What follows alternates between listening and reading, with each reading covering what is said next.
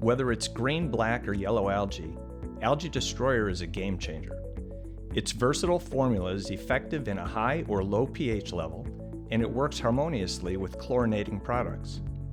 It is the most concentrated algicide in the Water Trends Algae Treatment series, containing 60% of the active ingredient. First, make sure any significant algae growth is cleaned up for the best results. For a newly cleaned and filled pool, use up to 12 fluid ounces of Algae Destroyer per 10,000 gallons of water. Apply Algae Destroyer near the return with the filtration system on so that it can circulate evenly throughout your pool.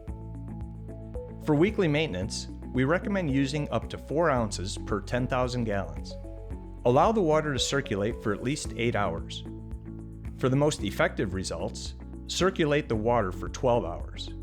We recommend waiting at least 1 hour after applying Algae Destroyer before entering the pool. Please keep in mind that everyone's sensitivity is different.